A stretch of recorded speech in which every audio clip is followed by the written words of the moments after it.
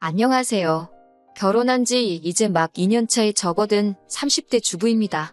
직장을 다니는 평범한 회사원인 남편과는 회사 선배의 소개팅으로 만났어요. 남편이나 저나 성격이 웬만한 일은 서로 맞춰주는 편이라 그런지 만나는 동안 그 흔한 말다툼 한번 해본 적이 없네요. 사귄 지 2년쯤 됐을 때 남편에게 프로포즈를 받았고 저 역시 이 사람이란 확신이 있었기에 부부의 연을 맺게 되었습니다. 처음으로 시댁에 인사를 드리러 갔던 날이었어요. 어머님은 물론이고 아주버님과 형님까지 모두 만나게 되었지요. 참고로 아버님은 남편이 고등학교에 들어가고 얼마 지나지 않았을 때 사고로 돌아가셨다 들었습니다. 왜인지는 모르겠지만 어머님은 큰아들인 아주버님과 둘째인 제 남편을 다르게 대하셨어요. 특히나 밥상에서 보여주신 행동은 유치하기 짝이 없었지요. 남편과 제 앞에는 온갖 나물 반찬에 시어 꼬부라진 김치를 들이미시더니 아주버님 앞에는 노릇하게 구워진 생선구이와 갈비를 놓아주셨거든요. 솔직히 그 순간에는 제가 홀대를 받아서 속상한 것보다 남편이 무시를 받는 게 더 화가 나대요. 결혼 준비의 경우 어머님은 처음부터 당신이 살고 계신 집 한 채가 재산의 전부라 못 도와주신다 못을 박으신 상태였기에 기대가 없었습니다. 반면에 저희 부모님은 여유가 있으신 편이었기에 5천을 보태주셨지요. 그 덕분에 저희 둘이 모은 돈 1억 7천에 5천, 그리고 대출까지 받아서 수도권에 있는 작은 아파트를 하나 샀어요. 집 이야기가 나와서 말이지만 요새 소위 영끌이라고 하잖아요. 저희도 처음엔 어떻게든 최대한 대출을 받아보려고 했어요. 나중에 태어날 아이를 위해서라도 서울에 자리를 잡고 싶었거든요. 하지만 당장 저희 둘이 잘 벌고 있긴 했어도 대출이자도 무시할 게 못 되고 여러 가지 여건상 영끌은 할 형편이 못 되었습니다. 그래서 어머님께 조금이라도 도와주실 수 없는지 정말 간곡하게 여쭤보았어요. 하지만 어머님께서는 그 돈은 임자가 따로 있다며 안 된다 하시대요. 그리고 얼마 후 생각지도 못한 이야기를 듣게 되었습니다. 어머님이 집을 팔고 아주버님네로 들어가시기로 했대요. 집 판 돈은 다 아주버님에게 주시기로 했고요. 제가 이 이야기를 듣게 된 건 바로 형님을 통해서였습니다. 제가 아주버님이란 인간은 어머님 때문에도 그렇고 별로 좋아하지 않아요. 나이냐고 겨우 2살 차이 나면서 어지간히 윗사람 행세를 해대거든요. 누가 보면 아주버님이 아니라 아주 시아버지가 따로 없을 만큼이요. 하지만 형님은 사람이 순하고 따뜻합니다. 처음 시집오고 돌아온 제 생일에 남편을 제외하고 시댁 식구들 사이에서 유일하게 축하한다 연락을 해준 사람이기도 하고 그래서인지 형님하고는 가끔 커피 한 잔도 같이 마실 만큼 좋은 사이를 유지하고 있어요. 그런 형님이 울면서 전화를 걸어왔으니 제가 얼마나 놀랬는지 모릅니다. 형님은 세상에 이런 법이 어디 있냐면서 아주버님과 어머님 이야기를 시작했습니다. 듣자 하니 제가 다 어이가 없더라고요. 형님이 급한 일로 3일 동안 집을 비웠는데 그 사이에 아주버님과 어머님이 한마디로 작당 모의를 했다대요.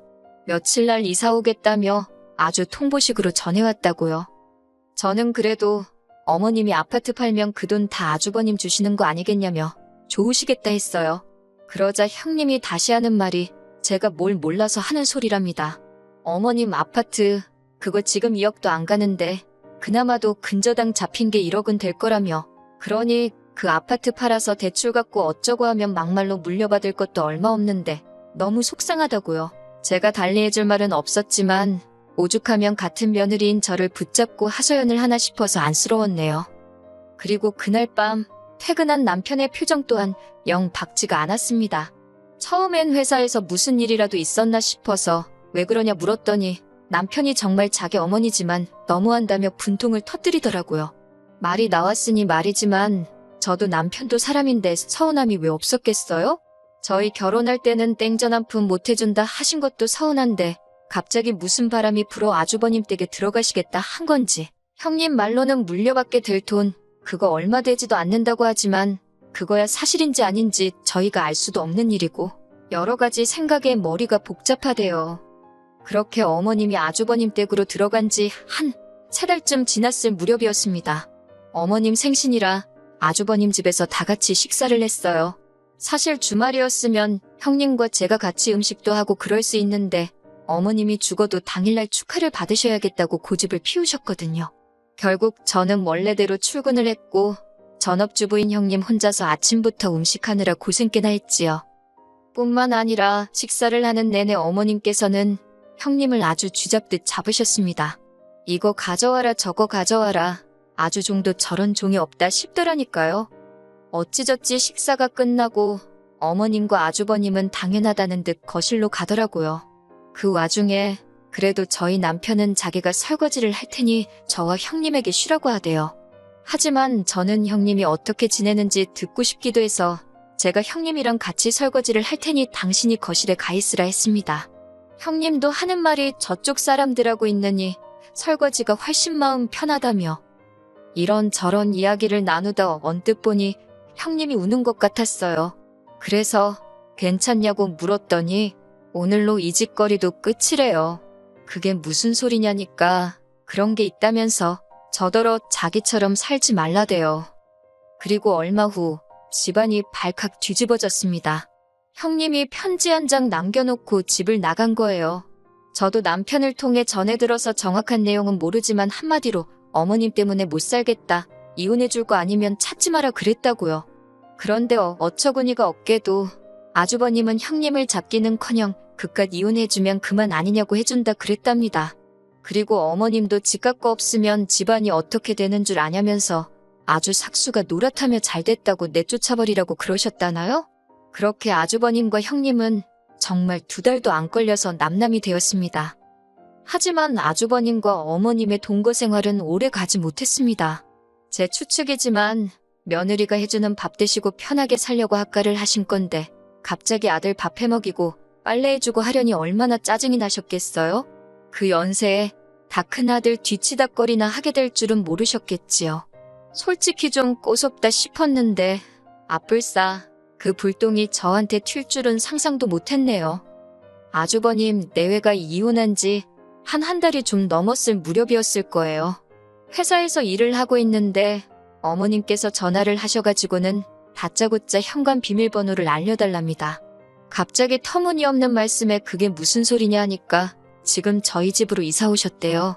어이가 없어서 남편하고 먼저 통화를 해보겠다 하니까 어디 시애미를 세워놓냐고 당신 얼어 죽게 생겼다나요. 10월에 왜 얼어 죽냐고 어디 카페라도 가 계시라 했어요. 그랬더니 이번엔 하시는 말씀이 화분들 다 얼어 죽는답니다. 저는 밖에서 크는 꽃이면 나무들이며 10월에는 안 얼어 죽더라고 걱정 마시라고 했네요. 그리고는 남편한테 전화를 하니 남편도 금시초문이랍니다. 그러면서 전화도 받지 말고 비밀번호도 알려드리지 말래요. 자기가 일단 최대한 빨리 퇴근해보겠다면서요. 저도 다행히 야근은 없었기에 불이 나게 집으로 향했습니다. 도착하니 현관 앞에서 어머님과 남편이 실랑이를 벌이고 있더라고요. 이게 다 무슨 일이냐 하니까 아주버님이랑 답답해서 못 사시겠다고 집을 나오셨답니다. 그러면서 당신은 이제 집을 팔아서 갈 곳도 없고 저희 집에서 지내셔야겠다고요. 황당했지만 밤중에 어머님을 어디 여관으로 모실 수도 없고 집으로 들어오시라 했지요. 그렇게 결국 아이방으로 쓰기로 했던 작은 방을 일단 내드렸습니다. 30개도 넘는 화분을 가지고 오셨는데 저희는 베란다를 다 확장한 집이었기에 놀 데가 마땅치 않았어요. 어쩔 수 없이 작은 방에 두라 했지요.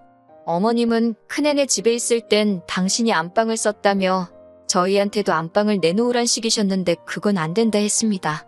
그리고는 남편이 당장에 내일이라도 형한테 돌아가시라 하더군요. 저희는 맞벌이라서 음식도 다 사 먹고 청소도 사람 불러서 하고 아무튼 어머니하고는 안 맞는다고요. 하지만 어머님이 저희 말을 들은 척이나 하셨겠어요? 바로 다음 날부터 저희가 출근한 틈을 탓 아주 당신 세상이다 싶으셨는지 온 집안을 휘젓고 다니기 시작하셨지요. 어떻게 알았냐면 친정어머니가 보내주신 반찬이 쓰레기통에 들어가 있질 않나, 제 옷장 속 옷들이 멋대로 뒤섞여 있지를 않나, 심지어 제가 없는 사이에 제 핸드백을 들고 외출을 하셨는지 어머님 방에 제 핸드백이 가 있더라고요. 이와 비슷한 일들이 하루 걸러 반복되었고 그럴 때마다 어머님과 저희 사이에서 큰 소리가 오고 갔어요. 그렇다고 어머님을 강제로 내쫓을 수는 없었으니 어쩔 수 없이 어머님이 외출하신 사이에 안방 문고리를 밖에서도 잠글 수 있는 것으로 바꿔달았습니다. 열쇠는 남편과 제가 각각 하나씩 가지고 있기로 했지요. 참고로 문고리는 기존의 것과 거의 동일한 모델이어서 누가 문을 열려고 해보지 않는 이상 잠겨였는지 아닌지 알 수가 없었고요. 그런데 바로 이튿날 오후 어머님이 전화를 걸어오셨습니다. 격양된 목소리로 안방에 뭐를 숨겨놨길래 문을 잠궈놨냐입니다. 저는 어머님이 들어오시는 게 불편해서 잠궜다고 솔직하게 말씀드렸어요.